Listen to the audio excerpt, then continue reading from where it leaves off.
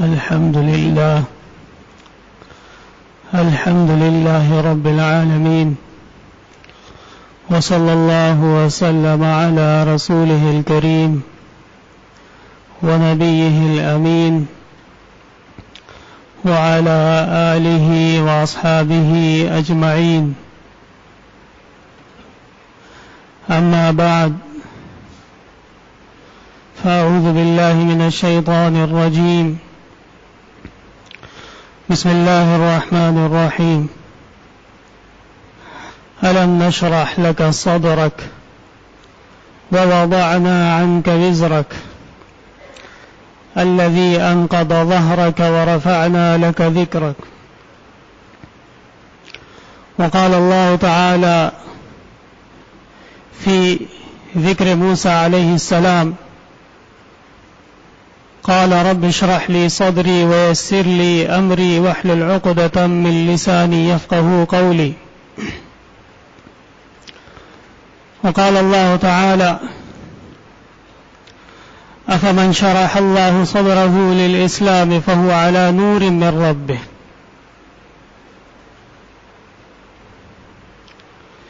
میرے محترم بھائیوں، عزیز سامعین، اللہ تبارک و تعالی نے قرآن کریم کے اندر اپنے محبوب ترین مخلوق اور خلائق کے اندر اللہ تبارک و تعالی کے سب سے زیادہ مقرب اور مخلوقات کے اندر اللہ تبارک و تعالی کے سب سے زیادہ قریب ترین انبیاء کرام علیہم السلام و تسلیمات، ان کے ذکر میں ان کے اوپر کیے جانے والے عظیم احسانات، ان میں سے ایک بہت ہی بڑے احسان کا ذکر فرمایا، اور وہ احسان شرح صدر ہے۔ اللہ تبارک و تعالی فرماتے ہیں کہ جب موسیٰ علیہ السلام و تسلیمات وہ مصر کے ظلم سے بچ نکلے، غلطی سے اپنی قوم کے ایک شخص کو ظالم کے ظلم سے بچانے کے لیے جب لڑائی میں مظلوم کا ساتھ دیا، تو ظالم جو ہے وہ موسیٰ علیہ السلام کے نبوی طاقت کو برداشت نہیں کر سکا۔ فَوَكَزَهُ مُوسَىٰ فَقَضَىٰ عَلَيْهِ قَالَ هَذَا مِنْ عَمَلِ الشَّيْطَانِ۔ موسیٰ علیہ السلام نے اس کو مکہ رسید کیا تو وہ مر گیا۔ انبیاء معصوم ہوتے ہیں۔ امت کا اس بات پہ اجماع ہے کہ مخلوقات میں سے ایک وہ مخلوق جو عقل، بلوغ، مکلف ہونے کے باوجود معصوم ہے، وہ نبی ہے۔ تو موسیٰ علیہ السلام نے فوراً کہا کہ شاید کہ یہ شیطان کا کوئی وسوسہ ہے اور اس کی طرف سے بچھایا ہوا کوئی جال ہے، اور بغیر کسی تاخیر کے فوراً رجوع الی اللہ شروع فرمایا۔ اللہ تبارک و تعالی نے اپنی غیب کی نصرت اور امداد فرمائی اور آپ مدین کی طرف تشریف لے گئے۔ وہاں پہ دیکھا کہ کچھ لوگ پانی کے کنویں کے قریب اپنے مویشیوں کو، اپنے جانوروں کو پانی پلا رہے ہیں، اور کنارے پہ دو خواتین کھڑی ہیں جو اپنے جانوروں کو اور مویشیوں کو پانی کی طرف آنے سے روک رہے ہیں۔ حضرت موسیٰ علیہ السلام کو تعجب ہوا، قال ما خطبكما، حضرت نے پوچھا کیا معاملہ ہے، کیوں آپ اپنے جانوروں کو پانی پلانے سے روکتی ہیں؟ قال تعالی نسقی حتی یصدر الرعاء، دونوں بچیوں نے جواب دیا کہ ہم پانی نہیں پلا سکتے جب تک کہ باقی قوم کے افراد یہاں سے نہ چلے جائیں، وہ مضبوط ہیں، ان کے جانور زیادہ ہیں، ان کے رکھوالے زیادہ ہیں، اس وجہ سے جب ان کے جانور سیراب ہو جاتے ہیں اور بچا کچا پانی ہوتا ہے تو وہ ہمارے ذمے میں آتا ہے۔ حضرت موسیٰ علیہ السلام چونکہ اللہ کے محبوب پیغمبر ہیں، کلیم اللہ ہیں، تو نبوی جوش اور ذوق اس نے فوراً جوش مارا اور حضرت موسیٰ علیہ السلام نے ان دونوں بچیوں کی بھرپور مدد کی اور ان کے جانوروں کو سیراب کر کے ان کے حوالے کیا اور وہ دونوں اپنے گھر کو چل دی۔ ان بچیوں کے والد حضرت شعیب علیہ السلام، وہ بھی اللہ تبارک و تعالی کے بہت ہی برگزیدہ پیغمبر اور اللہ کے مقرب بندوں میں سے تھے۔ انہوں نے جب ماجرا سنا تو حضرت موسیٰ علیہ السلام کو طلب فرمایا اور ان کے ساتھ کلام کیا، ان کی دعوت کی، اور پھر چونکہ جو بصیرت نبوت کی ہوتی ہے وہ عام بندے کی نہیں ہوتی، اور جو انبیاء کی اولاد ہوتی ہے ان کے اندر بھی وہ خصوصیات پائی جاتی ہیں۔ حضرت کی ایک صاحبزادی نے کہا کہ یہ بندہ بہت ہی زیادہ عفت والا، پاک دامن، با حیا، طاقتور، غیرت مند ہے، کیوں نہ اس کو آپ اپنے پاس رکھ لیں ادھر اور آپ کی مدد کرتا رہے گا۔ حضرت شعیب علیہ السلام نے فوراً کہا کہ میں اپنی ایک صاحبزادی سے تمہارا نکاح کرنا چاہتا ہوں۔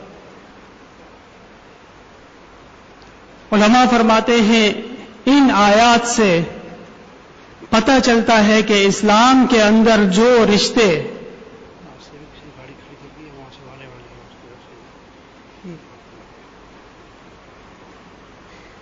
مسجد کے دروازے کے سامنے کسی کی گاڑی غلط کھڑی ہے، ان سے گزارش ہے کہ اس کو درست کر لیں، راستہ کھول لیجئے۔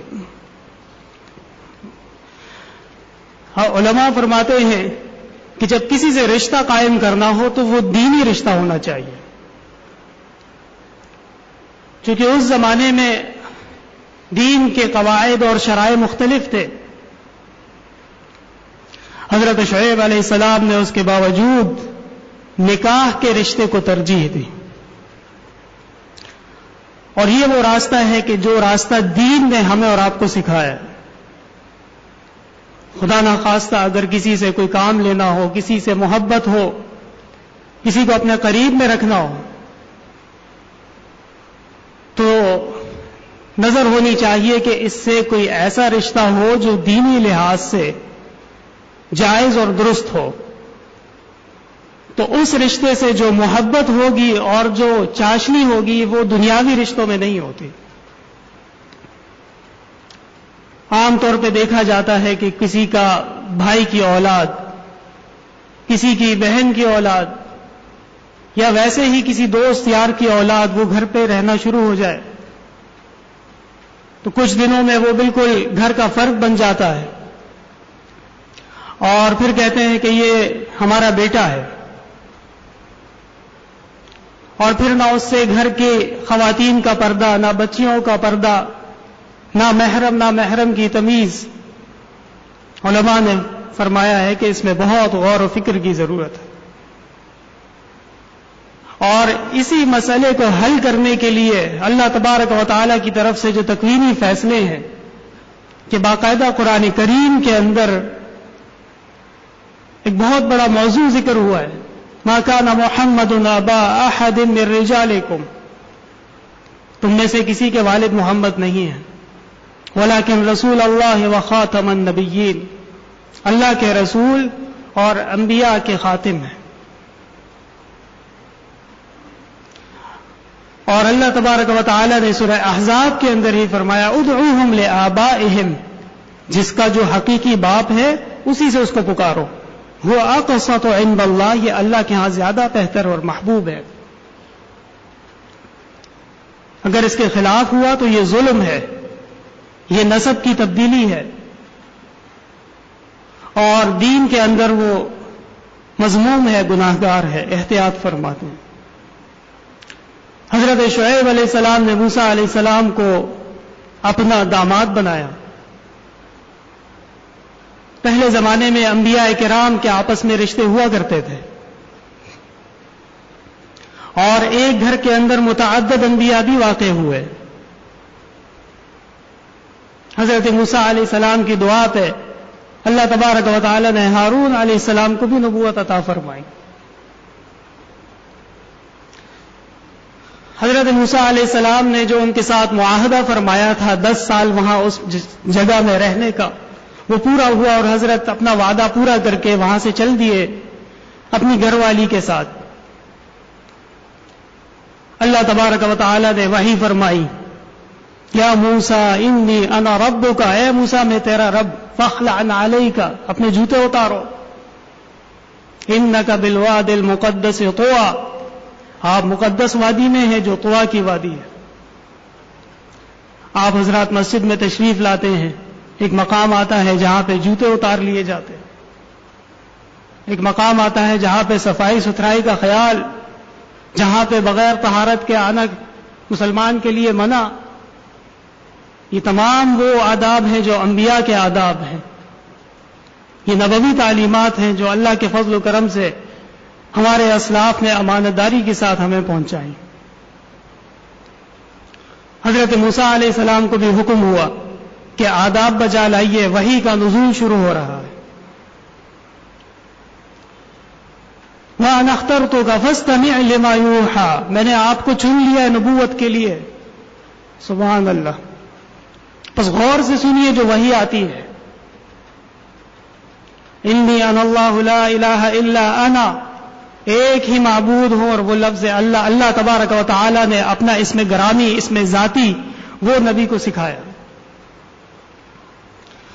اور تمام سلسلہ اس کے بعد فرعون کی طرف جانے کا حکم، اور آپ کو عطا کیے ہوئے معجزات۔ وما تلک بیمینک یا موسیٰ، ہے موسیٰ آپ کے سیدھے ہاتھ میں کیا ہے؟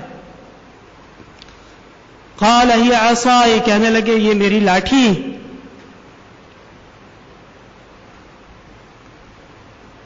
اور اللہ تبارک و تعالیٰ کو اس کے استعمال کے اسباب بتائے۔ اتوکأ علیہا، میں اس کے ساتھ ٹیک لگا کے چلتا ہوں۔ وأحش بها علی غنمی، اور جب ضرورت ہوتی ہے تو جانور کو ادب سکھانے کے لیے استعمال کرتا ہوں، اور ان کے لیے پتے وغیرہ جھاڑنے کے لیے استعمال کرتا ہوں۔ اللہ تبارک و تعالیٰ کی طرف سے جب حضرت موسیٰ علیہ السلام کو اس کائنات کا عظیم ترین رتبہ عطا کر دیا گیا، یعنی نبوت کا رتبہ باقاعدہ، جسے کہتے ہیں آفیشلی، حضرت موسیٰ علیہ السلام نے دعا فرمائی رب اشرح لی صدری، اے اللہ میرا سینہ کھول دیجیے۔ شرح صدر یہ ایسی بڑی نعمت ہے اور یہ اتنا بڑا مقام ہے کہ انبیاء جب اللہ تبارک و تعالی سے کوئی دعا کرتے تھے، اور جب کوئی بہت ہی اہم معاملہ پیش ہوتا تھا تو وہ شرح صدر کی دعا کرتے تھے۔ اللہ تبارک و تعالی نے فرمایا قال قد اوتیت سؤلک یا موسیٰ، اے موسیٰ آپ کی دعا قبول ہوئی۔ انبیاء کی دعا بغیر کسی تاخیر کے فوراً قبول ہوتی ہے۔ آپ صلی اللہ علیہ وسلم نے بھی بعض مقامات کے اوپر اپنے وہ خصوصی اختیارات نبوت استعمال فرمائے، اور آپ نے اپنی دعا منوائی اور قبول کروائی، یہ نبوی شان ہے۔ بدر کے موقع پہ 313 صحابہ، چند تلواریں اور چند اونٹ اور 1 یا 2 گھوڑے، اور آپ کے مقابلے پہ 100 شہسوار مکمل لیس، تاریخ میں آتا ہے ان کی صرف آنکھیں نظر آتی تھیں، باقی تمام جسم لوہے میں ڈھکا ہوا تھا. اور 1000 کے قریب جنگجو وہ اپنے اس خیال سے کہ یہ نیا دین اور یہ جو ہمارے مخالفین نکلے ہیں آج ان کا کام تمام کرنا ہے اور یہ قصہ تمام ہو کے ہم یہاں سے جائیں گے.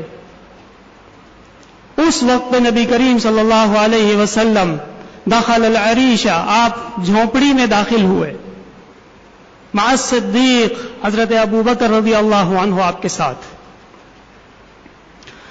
اور وہاں پہ آپ صلی اللہ علیہ وسلم نے جو دعا مانگی، صحابہ کہتے ہیں ہم نے ایسی دعا کبھی نہ سنی تھی نہ دیکھی تھی.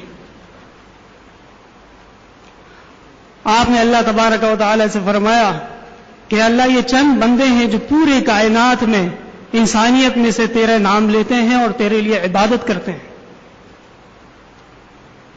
اللہم ان شئت لم تعبد، اگر ان کے بارے میں ان کے خلاف فیصلہ ہوا تو آپ کی عبادت کرنے والا اس زمین پہ کوئی نہیں بچے گا. اللہ تبارک و تعالی نے فرمایا لقد نصرکم اللہ ببدر وانتم اذلہ، نصرت آ گئی. اذ تقول للمؤمنین الن یکفیکم ان یمدکم ربکم، جب آپ نے فرمایا کہ کافی نہیں ہے کہ کیا اللہ تبارک و تعالی 5000 فرشتے تمہاری مدد کے لیے بھیجیں. یہ ہے وہ دعا اور یہ ہے وہ خصوصی نبوی اختیارات اور وہ نبوت کا مقام جو اللہ تبارک و تعالی اپنے محبوب بندوں کو عطا فرماتے. اور انبیاء اللہ سے کیا مانگ رہے ہیں؟ شرح صدر، سینے کا کھلنا. ایک حدیث میں آتا ہے کہ نبی کریم صلی اللہ علیہ وسلم نے اللہ تبارک و تعالی سے کلام فرمایا اور پوچھا کہ اللہ آپ نے ابراہیم علیہ السلام کو خلیل بنایا، اپنا دوست. اے اللہ آپ نے موسیٰ کو کلیم بنایا، آپ ان سے براہ راست کلام کرتے تھے، رازداری ہوتی تھی. اے اللہ آپ نے اسماعیل کو ذبیح بنایا، حضرت عیسیٰ کو مردوں کو زندہ کرنے کا معجزہ عطا فرمایا. یا رب ما جعلت لی، اے اللہ، اے میرے رب آپ نے میرے لیے کیا فرمایا؟ اللہ تبارک و تعالی نے فرمایا الم اشرح لک صدرک، کیا تیرا سینہ میں نے نہیں کھولا؟ اتنی بڑی نعمت. پورے حدیث طویل حدیث ہے، اس کے اندر ہے الم اجدک یتیما فآویتک، کہ میں نے آپ کو یتیم پایا تھا تو میں نے آپ کو کیسا بہترین ٹھکانہ عطا فرمایا. ووجدتک ضالا فاہدیتک، آپ ہدایت کے متلاشی تھے تو میں نے آپ کو ہدایت کا صحیح راستہ سکھایا. ووجدتک عائلا فاغنیتک، اور میں نے دیکھا کہ آپ تندرست ہیں، اللہ کی نعمتوں کے حقدار ہیں تو میں نے اپنی بے شمار نعمتیں آپ کو عطا فرمائی. اور ان نعمتوں میں سے ایک نعمت جو اللہ تبارک و تعالی نے عطا فرمائی وہ ہے شرح صدر، سینے کا کھل جانا. یہ شرح صدر کیفیت کیا ہے؟ مفسرین فرماتے ہیں مختصر سی بات ہے کہ شرح صدر یہ کس چیز کا نام ہے. حضرت ابو ہریرہ رضی اللہ عنہ نے آپ صلی اللہ علیہ وسلم سے ایک دن پوچھا کہ حضرت پہلی دفعہ آپ کو کب اندازہ ہوا؟ اس حدیث کے شروع میں آتا ہے کہ ابو ہریرہ آپ صلی اللہ علیہ وسلم سے وہ سوال کر سکتے تھے جو عام صحابی نہیں کر سکتا تھا. اتنے مقرب اور اتنے محبوب اور اتنے پیارے تھے آپ. فرمایا حضرت پہلی دفعہ کب آپ کو لگا کہ آپ اللہ کے نبی ہیں؟ کب آپ نے علامات دیکھی؟ کب آپ کو محسوس ہوا؟ آپ نے فرمایا میں 10 سال اور چند مہینے عمر کا تھا، دیکھا کہ ایک عجیب اور غریب قسم کے 2 مخلوقات میرے سامنے آئیں. نہ ان جیسے قد کاٹ میں نے کبھی دیکھے، نہ ان جیسے میں نے کسی کے لباس دیکھے، نہ ان جیسے کبھی کلام کسی کا دیکھا میں نے. اور وہ آپس میں کہتے تھے یہ وہی ہے، دوسرے نے کہا یہ وہی ہے. پھر کہا کہ قریب آئے اور مجھے پکڑ لیا. دونوں کندھوں سے. ایک نے دوسرے سے کہا ان کو لٹاؤ، اور لٹا دیا گیا. آپ صلی اللہ علیہ وسلم کو زمین پہ لٹا دیا گیا. پھر پہلے نے دوسرے سے کہا اس کا سینہ کھولو، تو سینہ کھولا گیا اس طریقے سے کہ نہ کوئی تکلیف اور نہ کوئی خون. اور آپ کے سینہ مبارک سے اخرج علقۃ، ایک کالا خون کا لوتھڑا نکالا، اور اس کے بعد بند کر دیا گیا اور آپ کو آپ کے راستے پہ جانے دیا.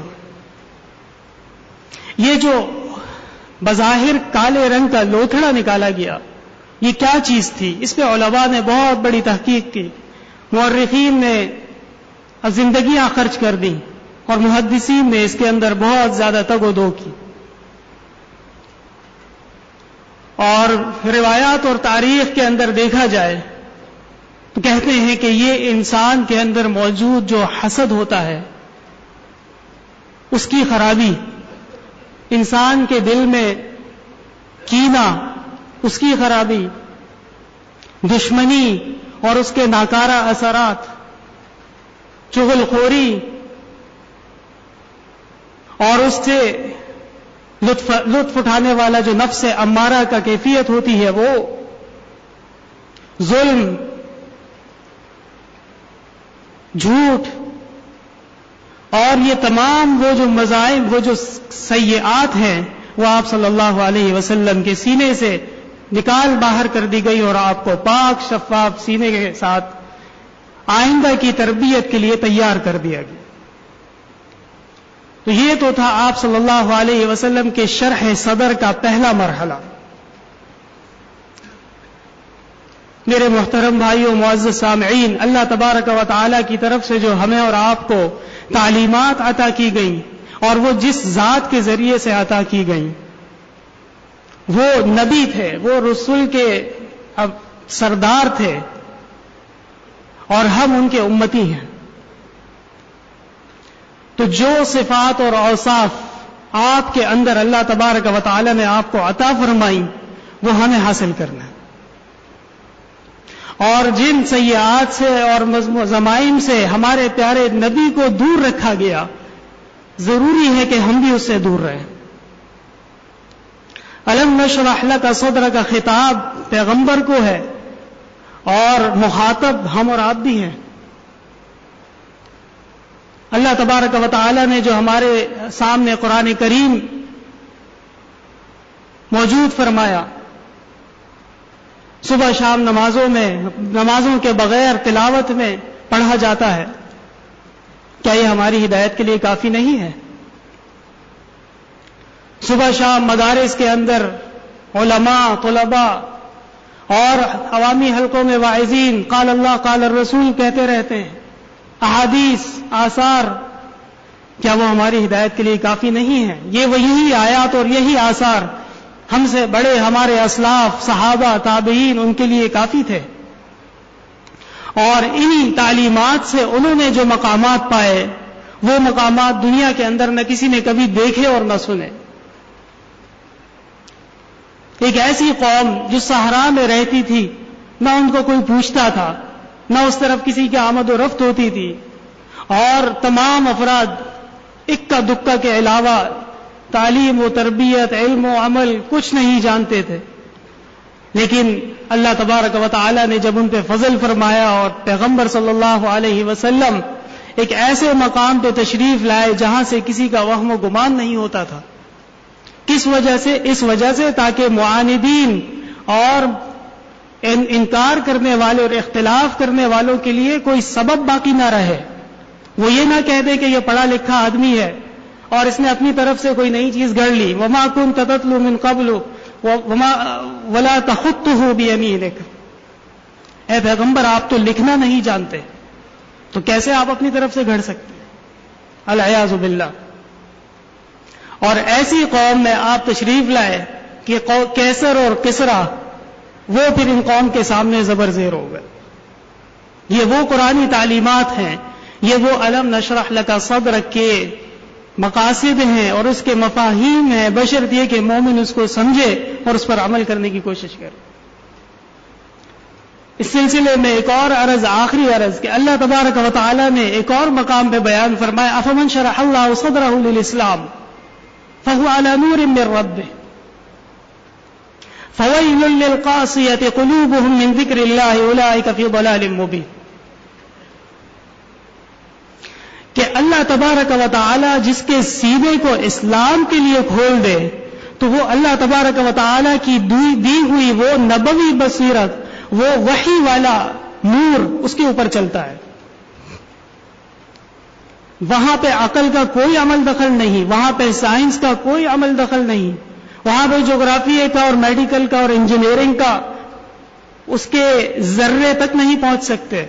یہ وہ بصیرت ہے، وہ علم ہے، وہ نور ہے۔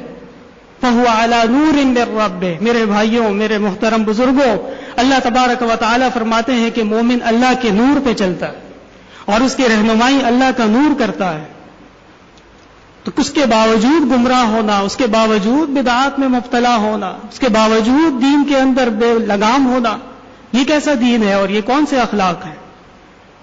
محاسبے کی ضرورت ہے۔ حدیث شریف میں آتا ہے ہر مومن کا ہر آنے والا دن گزرنے والے دن سے بہتر ہوتا ہے۔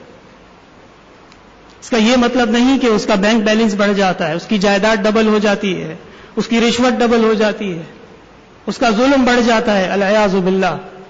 اس کا یہ مطلب ہے کہ اللہ تبارک و تعالی کا نور اور روشنی وہ دن بدن اس کو مزید حاصل ہوتی جاتی ہے۔ علامہ ابن کثیر رحمہ اللہ نے فرمایا کہ افمن شرح اللہ صدرہ للاسلام، اللہ تبارک و تعالی جس کو اسلامی زندگی عطا فرما دے، او من کان میتا فاحییناہ، قرآن کریم کی ایک اور آیت ہے کہ جو مردہ تھا اور ہم نے اس کو زندہ کر دیا، یعنی کافر کی مثال ایسی ہے جیسے بے روح جسم ہوتا ہے، اس کا ایک ہی کام ہے کہ وہ گلے گا سڑے گا۔ فَأَحْيَيْنَاهُ، اور ہم نے اس کو زندہ کر دیا، اسلام عطا فرما دیا۔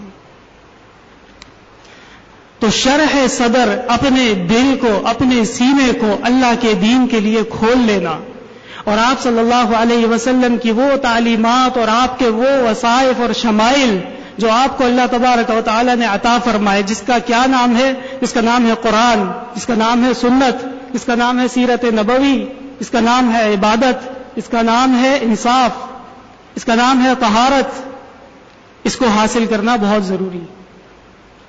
تمام مسائل ختم ہو جائیں گے، محلے کو چھوڑیے، ملک آپ کا دنیا میں اعلیٰ ترین خلافت اور اعلیٰ ترین مملکت بن سکتا ہے۔ اصول ہمارے ہیں، دوسرے اس پہ چل پڑے اور ہم راستے بھول گئے۔ اللہ تبارک و تعالی نے فرمایا کہ ہمارا وہ بندہ جس کا سینہ ہم دین کے لیے کھول دے اور وہ نور ربانی سے وہ اپنے راستے پہ چلتا ہو، وہ گمراہ نہیں ہوتا۔ اس کے باوجود کوئی گمراہ ہوتا ہے تو العیاذ باللہ اللہ سے تو جھوٹ ثابت نہیں ہوتا، یقیناً اس بندے کے ایمان میں کمی ہے، اس کے عمل میں کمی ہے، اس کے شرح صدر میں کمی ہے، وہ دین کی طلب میں کمزور ہے۔ اللہ تبارک و تعالی سے دعا کریں ہدایت کی اور اس کے بعد توفیق کی، اور جب توفیق نصیب ہو جائے تو استقامت کی۔ اور علماء نے فرمایا کہ شرح صدر کا یہ بھی مطلب ہے کہ آپ صلی اللہ علیہ وسلم کتنے سالوں مکہ مکرمہ میں رہے اور کیسی کیسی تکالیف برداشت کی، معاشی اور معاشرتی بائیکاٹ ہوئے آپ سے، نہ کوئی اس کو کوئی چیز بیچے گا، نہ اس کی قوم میں کوئی شادی کرے گا، اتنا بڑا بائیکاٹ جسے عقبہ کا واقعہ کہتے ہیں۔ آپ صلی اللہ علیہ وسلم کی پوری قوم 3 سال تک ایک گھاٹی میں رہی، اور مورخین کہتے ہیں کہ چمڑے کو گرم کر کے چباتے تھے بھوک کی وجہ سے، لیکن آپ نے فرمایا خدا کی قسم مجھے جو چیز دین دے کر بھیجا گیا ہے وہ حق ہے اور میں یہ سب برداشت کرنے کے لیے تیار ہوں۔ مشرکین نے کہا مال چاہیے تو اتنا مال دے دیتے ہیں کہ دنیا میں آپ سب سے امیر ہوں گے، سردار بننا ہے تو آپ ہمارے سردار ہیں۔ کوئی منصب چاہیے، کوئی خاتون چاہیے جس سے نکاح کرنے کی خواہش ہے، آپ صلی اللہ علیہ وسلم نے فرمایا ایک ہاتھ میں سورج دوسرے میں چاند رکھ دو تب بھی قبول نہیں ہے، کیسی باتیں کر رہے ہو۔ آپ صلی اللہ علیہ وسلم کے چچا نے آپ سے کہا کہ رحم کرو اپنے اوپر اور میرے اوپر بھی اتنا بوجھ ڈالو کہ میں اٹھا سکوں. آپ نے فرمایا میرا اللہ میرا مددگار ہے, آپ میرا کچھ نہیں کر سکتے. تو دیکھیے ہمارے اسلاف نے جو تکالیف اٹھائی اور ہمارے پیغمبر نے جو تکالیف اٹھائی دین کے لیے, اور آج کل کے زمانے میں جہاں پہ تھوڑی سی تکلیف اور دین کا تقابل ہو جائے تو وہاں پہ ہم سست پڑ جاتے ہیں. تو ہمارے اسلاف کے, ہمارے بڑوں کے اخلاقیات, ہمارے جو بڑوں کے سیرتیں تھیں ان کو جاننا, ان پر عمل کرنا, اور علم نشرح لک صدرک کے اندر آپ نے جو مکہ کے اندر برداشت کیا, آپ نے جو وہاں پہ حسن معاشرت سے کام لیا. جب آپ صلی اللہ علیہ وسلم نے صفا کی پہاڑی پہ کھڑے ہو کے تمام اقوام کو بلایا اور دعوت دی, فاصدع بما تؤمر واعرض عن المشرکین, اے پیغمبر آپ کو جو تعلیمات دی جا رہی ہیں کھلے عام اعلان کیجئے اس کا.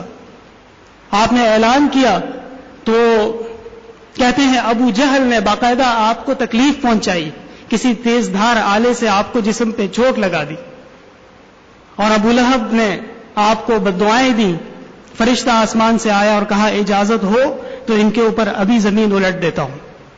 آپ صلی اللہ علیہ وسلم نے کیا جواب دیا اس موقع پہ؟ فرمایا واللہ انی لہم رحمہ, خدا کی قسم میں ان کے لیے رحمت بن کے آیا ہوں, عذاب نہیں دے سکتا ان کو. علم نشرح لک صدرک کا کیا معنی ہے؟ یہ معنی ہے اس کا. آپ صلی اللہ علیہ وسلم کے ایک لفظ کے نیچے فتح مکہ پہ کتنے افراد آ چکے تھے. فرماتے قتل کر دو تو ان کو قتل کر دیا جاتا. آپ نے بہت زیادہ نرمی سے کام لیا اور بہانے بہانے سے لوگوں کو معاف فرمایا. جو کعبہ کے پردے سے لپٹ گیا وہ معاف ہے, جو کسی کے گھر کے اندر چلا گیا وہ معاف ہے. یہ کیسی معافی ہے؟ یہ رحمت کی معافی ہے. میرے بزرگ دوستوں, میرے بھائیوں, اللہ تبارک و تعالی نے جو ہمیں اور آپ کو دین عطا فرمایا یہ ایک بہت ہی کامل و اکمل دین ہے. یہ دنیا کا اعلیٰ ترین دین ہے. ہماری اور آپ کو دی جانے والی تعلیمات اس کے مقابلے پہ کوئی تعلیم کا تصور ہی نہیں.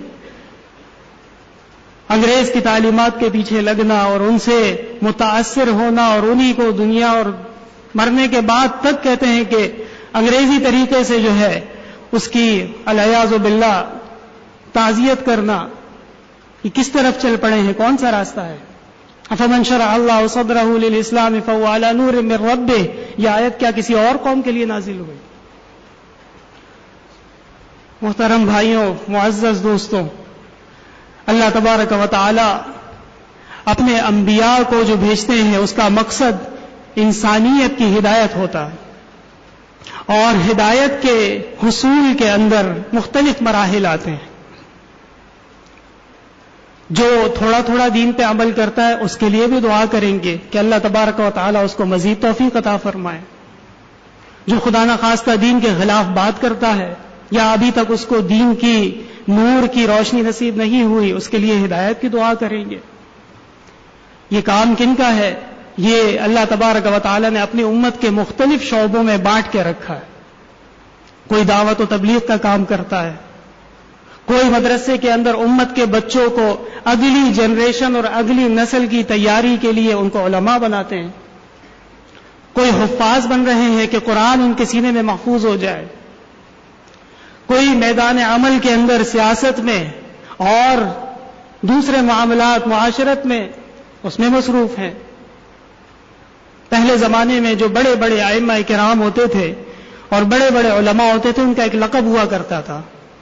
مثلا علامہ قدوری رحمہ اللہ, یعنی دیگوں والے علامہ صاحب, وہ بہت بڑے علامہ, فقہ حنفیہ کے اندر ان کو اصل الاصول کی حیثیت حاصل ہے, لیکن وہ پہلے اس سے قبل دیگوں کا کام کرتے تھے. یہ کوئی عیب نہیں ہے کہ آپ اپنے کاموں میں بھی مشغول رہیں اور دین کو بھی سیکھیں.